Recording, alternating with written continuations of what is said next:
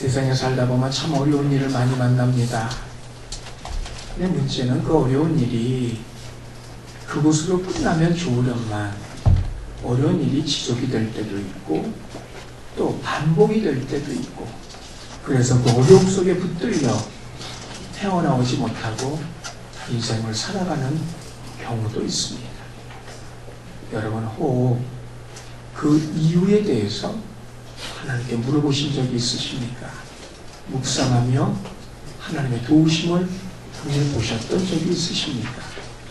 그 이유가 있다면, 아무리 애를 써도 풀어지지 않는 이유가 있다면, 어려움이 바뀌어지지 않는 이유가 있다면 꼭 그 이유는 무엇일까요?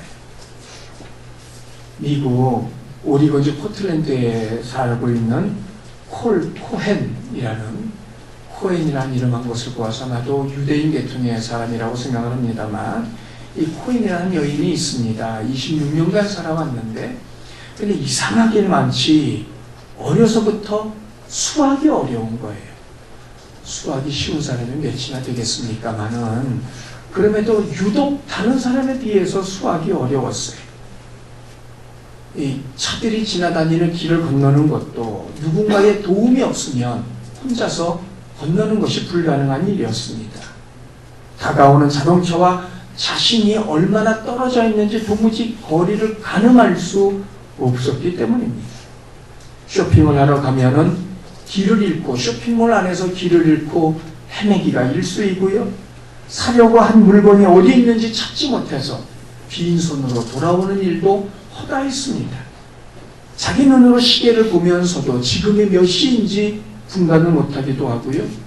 누군가와 이렇게 포옹을 했을 때 내가 상대방과 포옹하는 시간이 얼마나 됐는지 그 시간을 가늠할 수 없어서 몸을 대자마자 바로 떼어내는 그런 일들도 있었습니다. 그를 만나본 정신과 의사들은 한결같이 ADHI, HD, 주의력 결핍 과잉 행동장애는 아니지만 그와 유사한 증상을 보이고 있다고 진단을 내렸어요. 그런데 모든 것이 다 어려운 건 아니에요. 반면에 영어라든지 독서 부분에서는 아주 탁월한 그런 실력을 발휘하기도 하였습니다. 그래서 늘 몸에 약을 달고 살았습니다. 어느 때는 약이 주식이라고 할 만큼 많은 양의 약을 한 번에 복용하기도 하였습니다. 자, 그러니 당연히 몸도 마음도 지칠 수밖에 없습니다. 오죽하면 달리는 차 안에서 문을 열고 뛰어내려 자살할 생각까지 했겠습니까? 너무도 삶이 힘들었기 때문입니다. 그러던 어느 날 일상생활조차가 힘들었기에 코헨은 부모님과 함께 병원을 찾게 되었어요. 그동안도 수십 차례 병원을 찾았지만 그래도 혹시나 하는 마음으로 병원을 찾았고, 그때 의료진으로부터 뇌의 MRI 그 사진을 찍어보는 것이 어떻겠냐는 그런 제안을 듣고, 그런 권고를 듣고 딱히 다른 방법이 없었기 때문에 동일하여 촬영을 마쳤습니다. 그런데 이게 웬일입니까? 촬영 결과 코헨의 이 여인의 뇌에서는 정체불명의 구멍이 발견이 되었던 겁니다. 지금 그 여인의 뇌 사진을 여러분이 보고 계십니다. 코헨의 뇌에는 저런 시커먼 구멍이 하나 있었던 겁니다. 저런 구멍이 어디냐? 공간과 지각과 계산의 능력을 관장하는 바로 그 부위였어요. 당연히 수여하기 어렵고, 달리는 차로부터 얼마나 떨어져 있는지 가늠할 수 없었고, 원하는 상품을 찾지 못하고 길을 잃어버리는 것들에 대한 이유를 찾아낼 수 있었습니다. 무슨 이유로 뇌에 구멍이 난 것인지 그 이유는 밝혀낼 수 없었습니다만, 이 코헨은 원인을 알고 난 이후에 그에 맞는 생활 적응 능력을 향상시키기 위하여 수없이 노력하고 애쓰고 있습니다. 많은 사람들의 도움을 받아 길을 찾는 법을 배우기도 하고요. 마트에 가서 물건을 어떻게 찾는지를 수없이 반복하며 자기 자신을 훈련시키고 있더라는 말입니다. 오늘 우리 가운데 이런 코헨과 같은 사람은 없으리라고 생각을 합니다. 이건 분명 개인적으로 끔찍하고 불행한 일이기도 합니다. 정상적인 모습의 삶이 아니기 때문입니다. 그러나 중요한 것이 있습니다.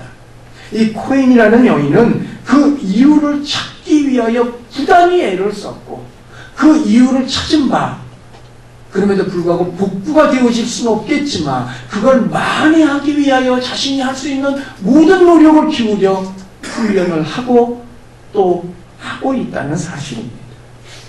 성도 여러분, 혹시 신앙인으로서 지내오시면서 여러분 자신의 신앙에 대해서 스스로 평가를 내려보셨던 적이 있으십니까? 하나님께서 내게 어떤 평가를 내리실지에 대해서 내가 하나님은 아니지만 그래도 내가 하나님의 입장이 되어서 내 자신의 믿음에 대해서 신앙에 대해서 스스로 점수를 매기고 평가를 내려보셨던 적이 있으십니까? 신앙생활 하시는 도중에 제일 안 되는 부분이 있다면 무엇입니까? 신앙생활 하시면서 가장 자신 없는 부분이 있다면 또한 무엇입니까? 그러면 그 이유가 무엇인지 생각해 보셨습니까? 그에 대한 대비로 그런 모습들을 만회하기 위해서 그럼에도 불구하고 여전히 내 신앙을 제대로 잘 유지하기 위하여 여러분들은 무엇을 하고 계십니까? 오늘 본문은 6번째 인이 떼어진 이후에 7번째 인이 떼어지기 전까지 있을 일들에 대하여 말하고 있습니다. 일종의 간막입니다. 지난 시간 우리는 6번째 인이 떼어진 이후에 세상에서 일어난 일들에 대해서 생각해 보았습니다. 큰 지진이 있었습니다. 해와 달의 색깔이 달라졌습니다. 하늘에 별들이 떨어지기도 하고요. 하늘이 무너져 내리기도 하였습니다. 그때 세상에 살고 있는 모든 종류의 사람들은 산과 굴 사이에 숨어서 산과 바위를 향하여 우리 위로 떨어져 우리에게 진노하시는 이로부터 우리를 가려달라고 요청을 하고 있습니다. 그러면서 덧붙이기를 6장 17절에 보면 그들의 진노의 큰 날에 아버지 하나님과 어린 양의 진노의 큰 날이 이르렀으니 누가 능히 서겠느냐 그들이 묻고 있습니다. 실제 맞서거나 버틸 사람이 아무도 없다는 말입니다. 근데 여기 중요한 것이 있습니다. 실제 하나님의 진노를 버텨내고 막아내고 견뎌낼 수 있는 사람이 없는 것일까요? 당연한 일입니다. 왜냐하면 하나님의 진노를 당하고 견뎌낼 사람은 세상에 아무도 없기 때문입니다. 그럼에도 하나님께서 진노하시는 그날이라도 그 진노를 견뎌내는 사람들이 있습니다. 이들은 과연 어떤 사람들일까요? 먼저 1절을 보십시오. 다 함께 읽습니다. 시작. 이 일 후에 내가 내 천사가 땅 내 모퉁이에 선 것을 보니 땅의 사방에 바람을 붙잡아 바람으로 하여금 땅에나 바다에나 각종 나무에 붙지 못하게 하더라. 이 일 후에 6장에서 보았던 첫 번째부터 6번째 인이 떼어질 때 나타났던 그런 모든 일들을 본 후에 자, 이제 7번째 인이 떼어지기 전에 또 다른 한 장면이 요한의 눈에 보였습니다. 그건 네 천사가 등장을 합니다. 그런데 여기서 말하는 네 천사가 6장에서 등장했던 네 생물의 그 천사들인지는 정확히 알 수 없습니다. 그러나 어쨌든 네 천사가 등장을 하고 이들은 각각 땅의 네 모퉁이에 서 있습니다. 우리는 당연히 지금 어린아이랄지라도 지구가 둥글다는 것을 다 알고 있습니다만 그 당시 세계관으로 이 세상은 지구는 둥근 것이 아니라 평평한 세상이었고 그래서 그것들마다 이 천사들이 붙어있는 걸 보았다는 말입니다. 여기서 보고 있는 네 모퉁이 동서남북 사방을 말하는 것입니다. 그리고는 그들이 땅에 바람을 붙잡아 위력을 발휘하지 못하도록 막고 있음을 보게 됩니다.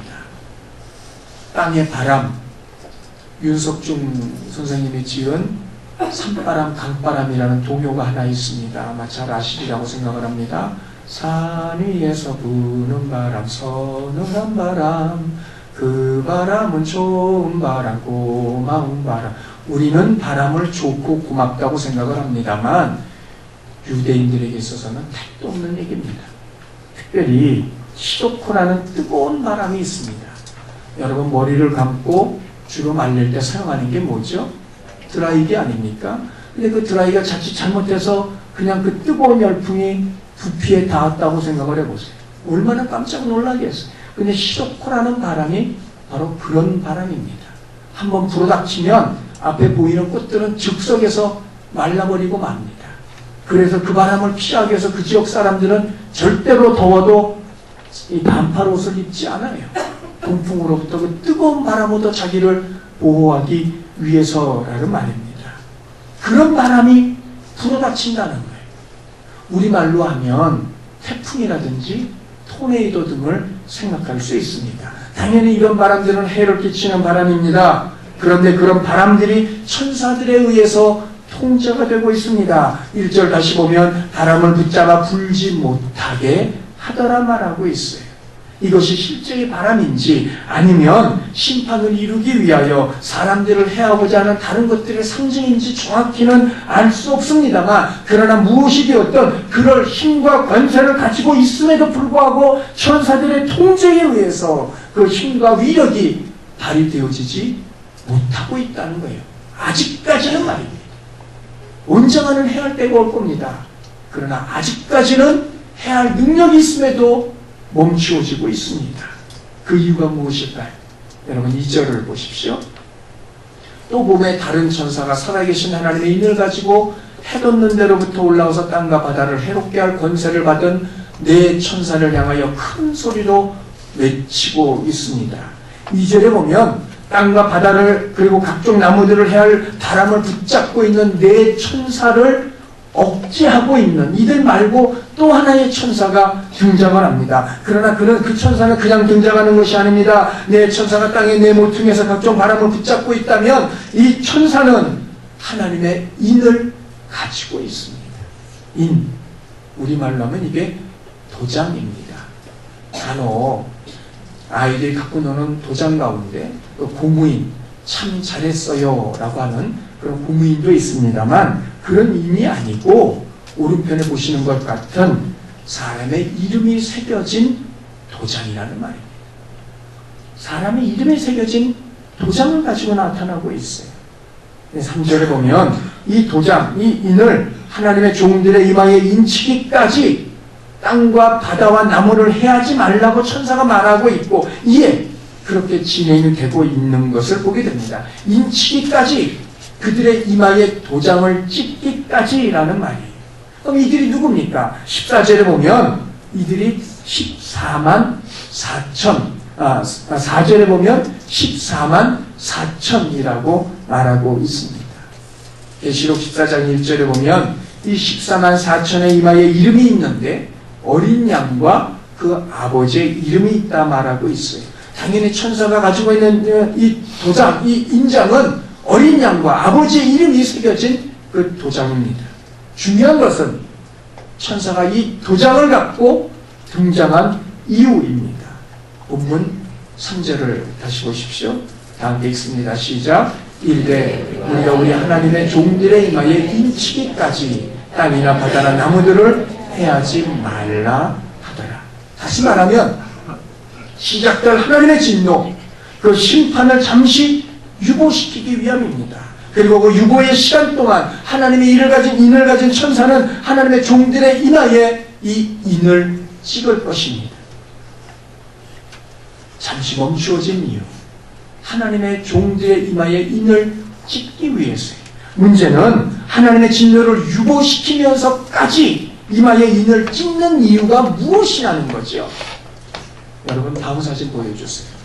이게 뭔지 아시겠어요?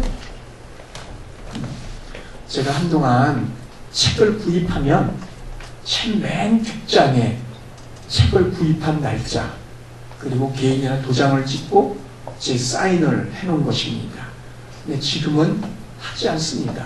별 의미가 없다고 생각이 되었기 때문입니다. 근데 저만 그런 게 아니더라고요. 어떤 분의 책을 보면 아예 고무인을 만들어서 그 책에다가 그 책이 그 책에 자신의 이름을 찍고 연월일을 찍고 심지어는 그 책이 자신의 몇 번째 책인 것까지 기록을 한 것을 제가 본 적이 있습니다. 저나 그분이나 그렇게 하는 이유가 뭐겠어요? 여러 가지 이유가 있지만 가장 확실한 이유 중에 하나, 내 것이라는 표시입니다. 내 것. 이 책은 내 책입니다 라는 그것입니다. 실제 성경에서 말하는 도장의 의미가 있습니다. 인의 의미. 첫째는 내용물의 변조를 막기 위해서 아무도 손대지 못하게 하기 위해서 찍는 게 인입니다. 도장입니다. 두 번째는 그 내용물이 진품임을 보장하는 것입니다.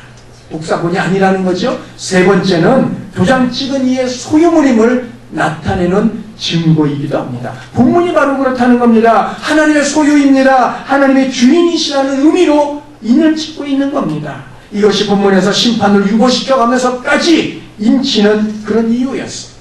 그러면 이렇게 하나님의 소유로서 인치는 이유가 무엇입니까? 곧 쏟아질 하나님의 진노를 유보시키면서 인치는 이유는 하나님의 소유임을 증명하기 위함인데, 그러면 굳이 하나님의 소유임을 증명해야 될 이유가 무엇이냐는 거죠. 계시록 9장 4절 보세요. 다음도 있습니다. 시작. 그들이 이르시되 땅 위에 풀이나 푸른 것이나 각종 수목은 해하지 말고 오직 이마에 하나님의 인침을 받지 아니한 사람들만 해하라 하시더라. 어떤 일입니까?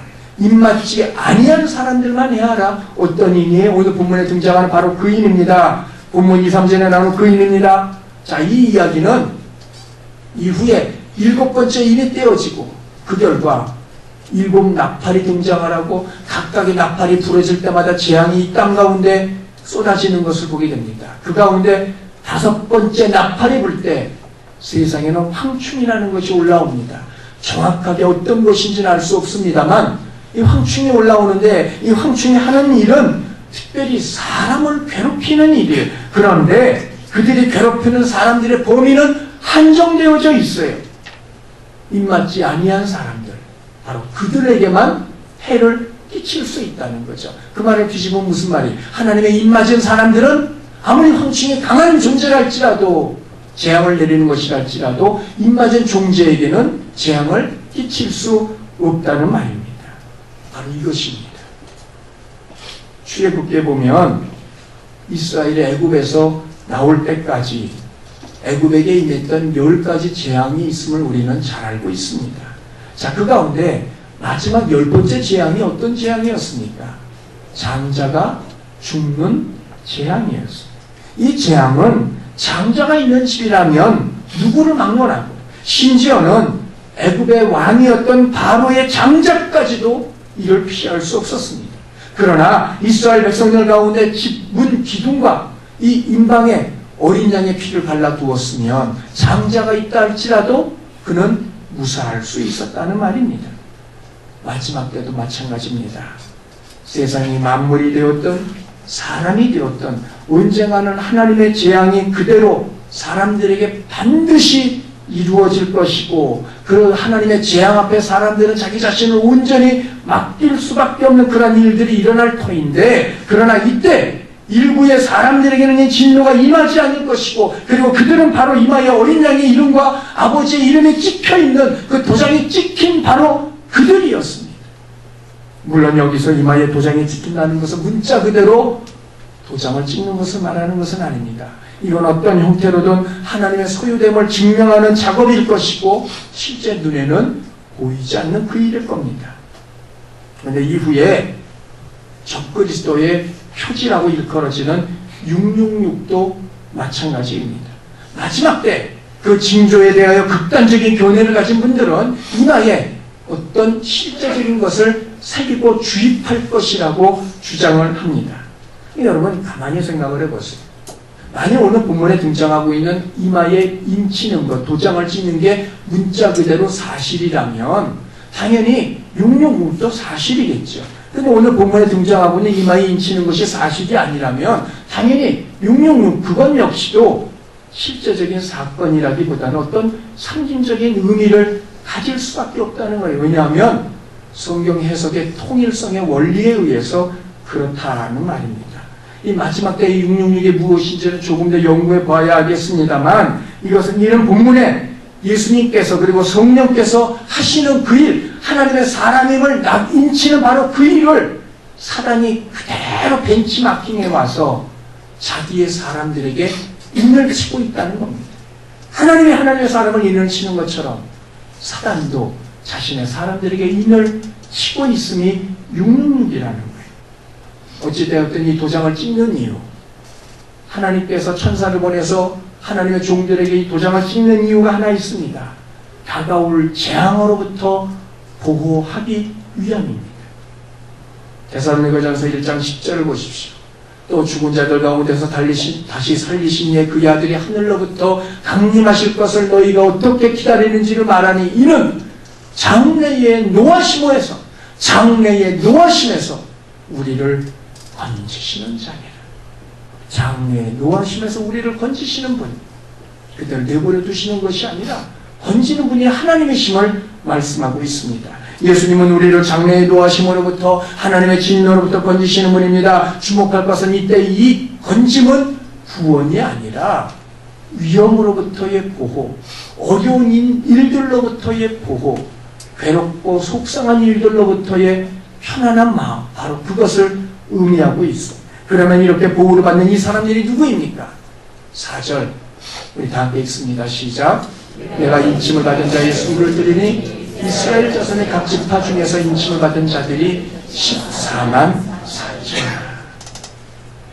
많은 이단들이 사람들을 미혹시키는 데 사용하는 구절이 바로 이 본문 이 구절이고 14절에 넘어오면 이 구절이 또 한 번 등장을 하는데 이 두 개의 구절을 가지고 사람들을 유혹을 합니다. 즉 구원받는 사람의 수는 14만 4천이고 그건 자기들만 있고 그래서 자기들에게 와야만 구원에 이룰 수 있다고 가르치고 있다는 겁니다. 신천지가 그렇고요. 여호와의 증인이 그렇습니다. 근데 여러분 이거는 성경을 잘못 이해한 데서 오는 무지입니다. 여러분 만일 14만 4천만 구원을 받는다고 가정을 해보십시오. 그럼 그 다음 9절을 한번 보세요. 이 일 후에 그 14만 4천에 등장한 이후에 내가 보니 각 나라와 족속과 백성과 방언에서 아무도 능히 셀 수 없는 큰 무리가 나와서 신옷을 입고 14만 4천만 실제적으로 구원을 받는다면 그 9절에 등장하는 이 허다한 큰 무리는 과연 뭐냔 말이에요. 이 얼마나 그 다음 구절을 보면 즉시로 알 수 있는데 그 다음 구절을 보지 않아서 이런 엉뚱한 해석을 해야 되는 이런 어리석은 일들이 오늘날도 일어나고 있는 걸 보게 됩니다. 결국 이 14만 4천은 구원받는 천국에 들어가는 그 숫자를 말하는 것이 아니고 하나님의 특별한 보호를 받는 그 사람들, 실제로 14만 4천인지 아닌지는 알 수 없지만 그들의 수를 말하고 있는 그들의 대명사임을 알 수 있다는. 그럼 이들이 과연 누구냐는 거죠. 이에 대해서 많은 견해가 있습니다만 그 중에 대표적인 것 두 가지를 생각해 봅니다. 그런데 이것은 이 두 가지 경우는 모두 다 14만 4천을 어떻게 계산하느냐에 따라서 달라질 수 있어요. 굳이 수학까지 동원하지 않고 산수만 잘해도 됩니다. 14만 4천이 되는 계산법에는 여러 가지가 있죠. 크게 두 가지를 생각해 볼 수 있어요. 첫째, 하나는 12 곱하기 12 곱하기 1000 하면 14만 4천이 나옵니다. 앞에 10이 구약의 12지파입니다. 뒤에 10이 신약의 12제자입니다. 그리고 1000, 그건 말 그대로 10의 세제곱이에요. 완전수입니다. 충만하다는 뜻입니다. 14만 4천은 실제의 수라기보다는 완벽한, 완전한 사람들의 모임이라고 생각할 수 있고, 신구약을 망라해서 말하고 있기 때문에 신구약 전체를 통해서 막론하고 구원받은 하나님의 모든 사람들을 표현하는 단어라고 보는 분들이 있습니다. 구원받은 모든 사람, 이들이 14만 4천이라는 거죠. 자, 또 하나의 경우가 있습니다. 이건 본문 그대로 해석한 겁니다. 자, 앞서 이스라엘 지파가 모두 몇 지파죠? 이스라엘 지파 12지파예요. 두 번째 앞에 나와 있는 12는 이스라엘의 지파입니다. 근데 오늘 본문에 보면 각 지파마다 몇 명씩 뽑습니까? 12,000명씩 뽑아요. 그러면 12 곱하기 12,000 하면 14만 4천이 나옵니다. 자, 즉 다시 말하면 두 번째, 이 14만 4천이 누구냐? 구약시대에 구원받은 사람들의 숫자로 본다는 말입니다. 심지어는 AD 70년 예루살렘 성이 로마에 의해서 함락되기 직전 하나님께서는 예루살렘 성에 있던 그리스도인들 가운데 계시를 주셔서 이 빠져나가라. 실제로 많은 그리스도인들이 그 성을 빠져나가서 이후에 있을 참화로부터 벗어났던 기록이 역사적으로 나와 있어요. 그런데 그렇게 그들이 피해서 펠라로 들어가서 안전을 보호받았던 사람들의 수가 14만 4천이라고까지 주장하는 분들도 있습니다. 그러나 이미 이때는 이스라엘의 12지파는 의미가 없어진 때입니다. 왜냐하면 BC 722년에 북왕국이 아수르에 의해서 멸망을 받고 포로로 끌려갈 때 10지파가 포로로 끌려갔어요. 그리고는 귀환하지 못했어요. 그걸로 그만이 세상이 흩어져 버렸죠. 누가 어떤 지파인지 알 수 없게 되어졌다는 말입니다. 뿐만이 아닙니다. 남은 유다도 마찬가지입니다. BC 586년에 바벨론에 의해서 멸망을 받을 때 남은 2지파도 포로로 끌려가서 그 이후로 무너져 버리고 말았어요. 결국 이스라엘의 12지파는 지금 신약의 12제자로 바뀌어지고 있음을 보게 된다는 말입니다. 그러므로 구약의 유대인들이라고 부르는 데는 무리가 있습니다. 그렇다면 이들은 시대를 망라하여 구원받은 모든 사람들로 보는 것이 합당하고, 특별히 그들 가운데 하나님께서 어떤 일들을 위하여 하나님께서 별도로 선택해 놓으신 하나님의 사람들로 보는 것이 가장 확실하다고 말씀을 드릴 수 있습니다. 그 증거가 3절입니다. 3절에 보십시오. 이들을 가리켜, 이 14만 4천을 가리켜 하나님의 백성이라, 하나님의 자녀라 말하지 않고 하나님의 종들이라고 부르고 있습니다. 종들, 어떤 일을 위하여 부름받아 세워진 사람들입니다. 자, 그런데 이 오늘 본문에서 마지막으로 우리가 주목할 것 3가지가 있습니다. 5절부터 8절까지 보면 각 지파에서 구원받은 12,000명을 말하고 있는 것을 보게 돼요. 어느 지파에서 12,000명, 어느 지파에서 12,000명. 그래서 하필 14만 4천인데, 자, 근데 먼저 생각할 것은 첫 번째, 각 지파의 나열 순서가 뒤죽박죽 되어져 있다는 겁니다. 나열 순서가 뒤죽박죽 되어 있어요. 오늘 보면 5절에 보면 누가 제일 먼저 등장을 하죠? 유다가 제일 먼저 등장을 해요. 그러나 이 12지파 12아들들은 모두 야곱의 아들들이고, 그런데 야곱이 아들을 낳을 때는 순서가 있지 않겠어요? 아무나 낳은 건 아니지 않겠어요?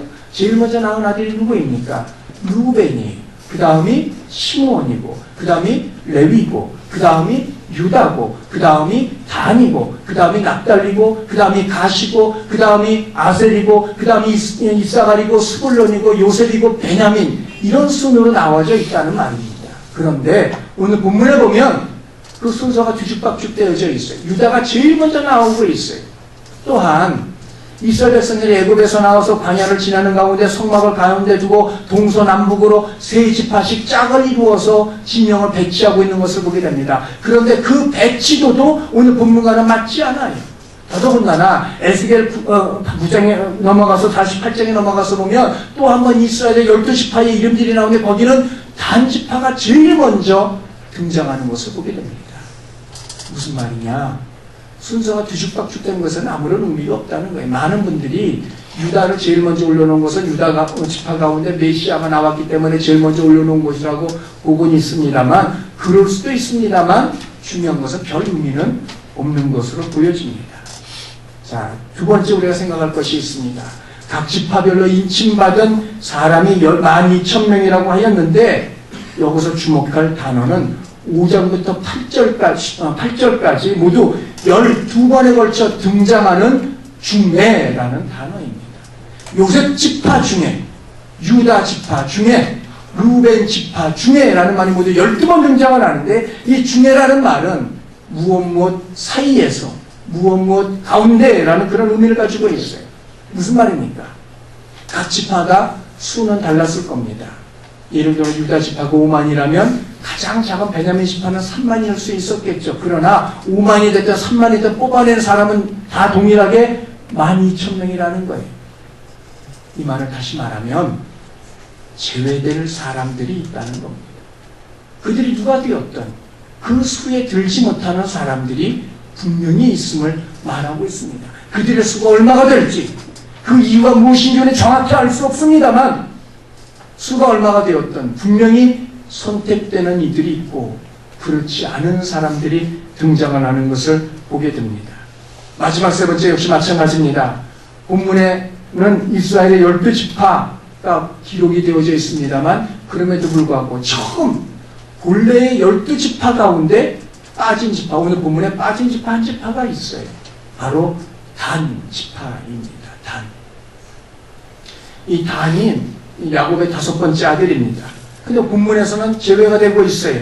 그 이유에 대해서 어떤 사람들은 이 단지파가 그 옛날 산을 넘고 물을 건너 멀리 동방으로 가다가 한국에 이르게 되었고 그래서 단군 조상이 되었다 하고 재밌는 이야기를 하는 분들이 계시는데 그건 말 그대로 재밌는 이야기지 성경의 이야기는 아닙니다.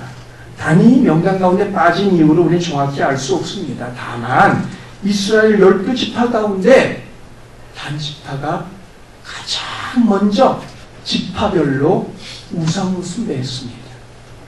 그리고 이후에 보면 여로보암이 북왕국 쪽에다가 2개의 우상을 세울 때 하나가 바로 이 단이었어요. 그만큼 단은 우상 숭배와 깊은 연관을 가지고 있습니다. 그래서인지는 알 수 없습니다만 이레니우스라는 교부는 성경이 아닌데 다니엘의 유언이라는 책을 근거로 삼아서 적그리스도가 단지파에서 나올 것이라고 단정을 지어놨어요. 이건 물론 성경이 아니기 때문에 우리가 정확히 알 수 없는 이야기긴 합니다만 어쨌든 단은 우상숭배에 극심하게 하였고 가장 앞장섰던 지파가 이 단지파였어요. 또 하나는 에브라임입니다. 에브라임, 요셉의 두 아들 므낫세와 에브라임 가운데 하나지요. 그러나 이런 에브라임은 자기 보통 요셉과 제사장인 레위 12지파 가운데 요셉과 제사장인 레위를 빼고는 이 에브라임과 요셉의 두 아들이었던 에브라임과 므낫세가 지파로 대신 들어가요. 나중에 이스라엘 백성들이 가나안 땅에 들어가서 땅을 분배할 때 보십시오. 그때 요셉은 분배를 받지 못합니다. 왜? 그 아들 에브라임과 므낫세가 있기 때문에. 반면에 레위도 하나님의 제사장이었기 때문에 분배가 없어요. 그러나 요셉의 두 아들이었던 에브라임과 므낫세는 땅을 분배받고 있는 모습을 보게 됩니다. 그런데 본문에 보면 므낫세는 등장을 하는데 에브라임은 없다는 거예요. 대신 요셉이 등장을 합니다. 에브라임, 이스라엘의 12지파 가운데 가장 강력한 지파였어요. 가장 많은 땅을 분배받기도 했고요. 또 가장 많은 영향력을 발휘하기도 했어요. 그래서 북왕국을 일컬을 때 에브라임이라고까지도 불렀던 적이 있습니다. 그런데 가장 강력하고 강력한 지파였지만 그럼에도 불구하고 그만큼 어느 지파보다 하나님을 거역하고 우상 숭배 또한 앞장섰던 지파가 이 에브라임 지파였습니다. 그러므로 단과 에브라임이 이런 연유로 빠졌다고 보기도 합니다. 자, 그 이유가 무엇이 되었던 중요한 것은 최종의 명단에 그들이 빠졌다는 것, 제외가 되고 있음을 말하고 있습니다. 성도 여러분, 저와 여러분은 어떤 사람입니까? 하나님의 일꾼, 하나님의 종은 어떤 사람입니까? 어느 날 한 남자가 자기 친구의 집에 놀러 갔어요. 가서 봤더니 그 친구가 세상에 욕탕에 쪼그리고 앉아서 앞치마를 빨고 있는 겁니다. 남자가 물었습니다. 뭔데 그렇게 열심히 빨어? 앞치마야. 순간 마음이 상했어요. 아니 마누라 앞치마 하나 빨고 있고 참 자네도 한심스럽네.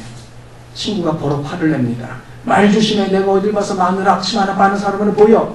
이건 내 거야.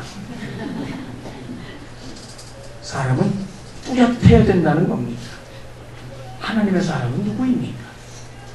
비록 앞치마를 빨고 있어도 자기 자신에 대해서 뚜렷한 주관을 갖고 있는 사람, 그 사람이 하나님의 사람입니다. 하나님의 종이 바로 그런 사람입니다. 자기가 누군지 알고 거기에 맞추어서 사는 사람, 그가 하나님의 사람이요 하나님의 종입니다. 오늘 본문 3절을 다시 보십시오. 하나님의 종들이 나옵니다. 이들 가운데, 이 하나님의 종들 가운데 어느 날 자신이 하나님의 종인 걸 모르고 있다가 전혀 모르고 있었던, 그리고 지내고 있었던 사람들이 있을까요? 어느 날 보니 자신의 이마에 인이 찍혀있고 하나님의 종이 되었던 그런 사람이 있겠느냐 말입니다. 아닙니다. 크든 작든 어떤 일을 하든 얼마만큼 쓰임을 받든 간에 자신이 하나님의 종임을 분명하게 인식하고 있고 살고 있던 사람들입니다. 인을 찍어서 하나님의 종이 된 것이 아니라 하나님의 종들 가운데 인을 찍고 있다는 겁니다. 그 결과가 하나님의 인치심입니다. 그로 인해서 여러 어려움으로부터 그들은 보호를 받고 있습니다. 여기서 보호를 받는다는 건 역시 가만히 있으면서 모든 걸 하나님께서 알아서 해결해주는 그런 구원을 말하는 것이 아닙니다. 이들 역시 어려움을 겪을 것입니다. 그러나 그 어려움 속에서도 무너지지 않고 잘 버티며 잘할 수 있는 것, 버텨낼 수 있는 것, 자신이 하나님의 종이라는 확고한 인식이 있었기 때문입니다. 종교개혁자 가운데는 잘 알고 계시는 것처럼 존 칼빈이라는 분이 있습니다. 이분은 청빈하게 산 사람입니다. 그래서 그를 극심하게 반대했던 그의 원수조차도 칼빈이 가르치는 것은 동의할 수 없지만 그의 가난함은 존경하고 본받아야 된다라고까지 말하고 있는 것을 보게 됩니다. 그만큼 청빈하게 살았던 분입니다. 그러나 칼빈은 그것만이 아니었습니다. 그에게는 많은 병이 있었는데 한평생 그는 50가지의 병을 짊어지고 살았다고 해요. 제가 이번에 가족교회 컨퍼런스에 갔을 때 같이 방을 썼던 목사님이 투석을 하는 분이었더라고요. 그분이 방을, 이게 현관을 들어오는데 탁 보는 순간에 뭔가 안 좋게 보여졌어요. 아니나 다를까 신장 투석을 한대요. 일주일에 3번. 그 다음날이 수요일인데 수요일날 강의도 빠지고 새벽부터 예약을 해서 투석하러 나간다고 새벽에 빠져나가는 걸 제가 지켜보았습니다. 여러분 일주일에 3번 한 번 할 때마다 4시간씩 누워있는다고 생각을 해보십시오. 가고 싶은 데를 제대로 가겠어요? 저녁에 간식을 줬는데 먹지를 못해요. 그걸 먹으면 아무래도 몸에 무리가 가니까 남들은 다 맛있게 먹는데 먹지 못하고 그냥 구경만 하고 있어요. 그러니 삶의 질이 얼마나 떨어지겠느냐 하는 말입니까? 그런데 칼빈도 정말 이 신장이 나빠서 투석을 할 지경이 되었는지는 알 수 없습니다만 어쨌든 그는 50가지 질병을 달고 살았던 사람이에요. 그래서 칼빈을 가리켜 말하기를 걸어다니는 종합병원이라고 부르기도 했어요. 그만큼 병이 많았고 그 병으로 인해서 그런 비교적 이른 나이에 하나님의 부르심을 받습니다. 그런데 그는 세상에 뜨기 직전까지도 로마서 8장을 붙들고 암송을 하고 또 암송을 하고 있었어요. 여러분 그 정도 됐지만 자기의 삶에 대해서 비관할 만하지 않습니까? 그래도 칼빈은 그렇지 않았다는 겁니다. 그의 그 힘은 어디서 온 것일까요? 자신이 하나님의 종인 것을 알았기 때문입니다. 그걸 확신했기 때문입니다. 그만 그런 것이 아닙니다. 그의 제자요 후계자였던 베자라는 분도 있습니다. 자, 지금 여러분이 베자를 보고 계신 생긴 건 비슷하게 생겼죠? 칼빈하고. 그런데 그 역시 믿음의 강한 힘에서는 동일했던 사람이에요. 그는 그가 가지고 있는 그 믿음 때문에 600번이나 죽음의 위기를 겪었던 사람입니다. 병 때문에, 사고 때문이 아니라 자기가 가지고 있는 믿음 때문에 600번 살해의 위협으로부터 벗어났던 사람이라는 거예요. 당연히 그의 삶 자체가 하루하루가 아마도 폭탄을 안고 사는 삶이었을 겁니다. 늘 불안하고 두려운 삶 말입니다. 그럼에도 불구하고 그가 끝까지 자신의 믿음을 포기하지 않았습니다. 그건 어디서 온 힘일까요? 자기 자신이 하나님의 종이라는 사실을 굳게 믿었기 때문입니다. 물론 하나님의 보호하심입니다. 그러나 그 보호하심이 어디서 오느냐는 겁니다. 3절을 다시 보십시오. 하나님의 종들의 임하에 라고 말하고 있어요. 이들은 하나님의 인치심을 받기 이전에 이미 하나님의 종들이었고 그런 자기 존재를 확신하며 그 존재에 붙들린 삶의 태도와 자세를 가지고 살았던 사람들입니다. 자신이 누구인지 아는 사람, 그 사람은 비록 어려움을 겪은다 할지라도 힘든 일에 놓인다 할지라도 그 믿음을 굽히지 않는 사람입니다. 저와 여러분은 어떤 사람입니까? 여러분 자신이 분명한 하나님의 종이심을 믿으십니까? 부름받아 신학을 공부하고 교육자가 되는 사람만 하나님의 종이 아닙니다. 하나님의 원하시는 대로 하나님께서 이끄시는 대로 하나님의 기뻐하심을 따라 행하고 살고 있는 그 사람이 하나님의 종입니다. 사는 동안 끝없는 어려움 속에서 고통받고 있는 분이 계십니까? 사는 동안 알 수 없는 괴로움이 지속이 되는 분이 계십니까? 시간이 지나도 달라지지 않는 환경 속에서 탄식하고 있는 분이 계십니까? 도무지 삶의 보람도 기쁨도 참을 수 없이 그저 하루하루를 그냥 그렇게 보내고 있는 분들이 계십니까? 그러면 자신이 먼저 하나님의 종인 것을 점검해 보십시오. 사람들은 흔히 어려우면 하나님의 종이 되기 위해서 서원을 하고 신학교를 가곤 합니다. 다 잘못이라고 말씀드릴 수 없습니다. 그러나 분명한 것은 이것입니다. 하나님의 종이 되기 전에, 종이 되려고 하기 이전에 먼저 하나님의 종으로 살았는지를 확인해 보시라는 겁니다. 성도 여러분, 정말 예수 그리스도가 자신의 구주이심을 믿고 나는 정말 그 예수님을 내 심령 속에 영접하였는지를 점검해 보십시오. 많은 이들이 교회에 나오고 시간이 지나면 저절로 하나님의 자녀요, 하나님의 백성이고 하나님의 종이 된다고 생각을 합니다만, 그러나 성경은 어디를 살펴보아도 저절로 자녀요, 백성이요, 종이 된다는 말은 없습니다. 이들은 하나님의 말씀과 그 증거를 가지고 죽기까지 순종하며 따랐던 사람들입니다. 자신이 누구인지를 알기 때문입니다. 여러분은 하나님 앞에서 여러분 자신에게 어떤 평가를 내리십니까?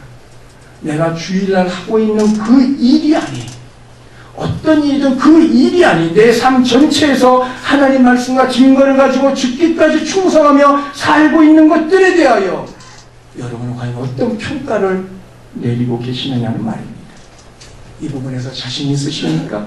그러면 계속해서 그렇게 살아가십시오. 자신이 없으십니까? 그러면 그렇게 살기 위하여 여러분 자신을 바꾸십시오. 우리가 분명히 알아야 될 것이 있습니다. 되어가는 그리스도인은 없습니다. 점점 자라면서 그리스도인이 되는 경우는 없다는 말입니다. 세상에는 두 종류의 사람만 있을 뿐입니다. 하나는 그리스도인이요, 하나는 그리스도인이 아닌 자들입니다. 교회를 다닌다고, 예배를 드린다고, 봉사를 한다고 교인이 되는 것, 자동적으로 하나님의 종이 되고 하나님의 백성이 되는 것은 아닙니다. 여기에는 결단이 필요합니다. 그리스도인이십니까? 그러면 당연히 하나님의 보호를 받을 겁니다. 그리스도인이 아니십니까? 그러면 오늘이 가기 전에 그리스도인이 된다는 것이 무엇인지, 그리고 예수님을 내 삶 가운데 영접한다는 것이 무엇인지 깊이 묵상하십시오. 교인은 그리스도인일 수 있겠지만, 그러나 교인이기 때문에 그리스도인이라고 생각하는 것은 틀린 생각입니다. 12지파 가운데 12,000명이 들지 못하고 제외된 사람들이 있음을 기억하십시오. 12지파 가운데 속하지 못한 지파가 있음을 기억하십시오. 그리고 그 가운데 내가 있다면, 내 자녀가 있다면 어찌 될까요? 성도 여러분, 원숭이는 아무리 뛰어나도 사람으로 살 수 없습니다. 거듭나지 않은 이도 아무리 수고하고 온갖 것을 다 한다 할지라도 그는 여전히 구원받지 못한 사람일 뿐입니다. 언제 어디서든 무엇을 하든 하나님의 종으로 살아가십시오. 힘을 내십시다. 하다가 쓰러지는 한이 있어도 또다시 다짐하고 나아가십시다. 내가 할 수 있는 모든 것들을 힘을 다해 쏟아부어 보십시다. 아무것도 하지 않으면서, 아무것도 바꾸지 않으면서 저절로 시간이 지나면 될 것이라고 생각하지 마십시다. 어려움에서, 지속되는 어려움에서 벗어나기 위하여, 내 힘으로 바꿀 수 없는 환경의 변화를 위하여, 도무지 해도 달라지지 않는 내 삶을 위하여 한번 다짐을 하고 하나님의 종으로 살아보십시다. 상황이 그럴 형편이 아니라고 판단이 되어지면 다니엘을 기억하십시다. 그 상황, 먹지 않을 수 없는 그 상황 속에서도 먹지 않고 버틸 수 있는 그 다니엘을 기억하며 그런 은혜가 내게도 있게 해달라고 기도하십시다. 요나처럼 꽉 막힌 상황이라 할지라도 하나님의 자비하심을 기대하며 그 하나님 앞에 구하십시다. 마침내 꽉 막힌 것에서 풀려지는 역사가 있을 것입니다. 하나님은 저와 여러분의 편이시기 때문에 그렇습니다. 오늘 우리에게 이 말씀을 주시는 이유가 무엇입니까? 망하라고 주시는 것이 아닙니다. 지금이라도, 오늘부터라도 하나님의 종이 되어 살라고 하시는 말씀이 아닙니까? 그리고 그렇게 사는 사람들마다 모든 어려움으로부터 벗어나고 해결받을 수 있을 줄 압니다. 하나님의 종이십니까? 하나님의 종으로 사십시다.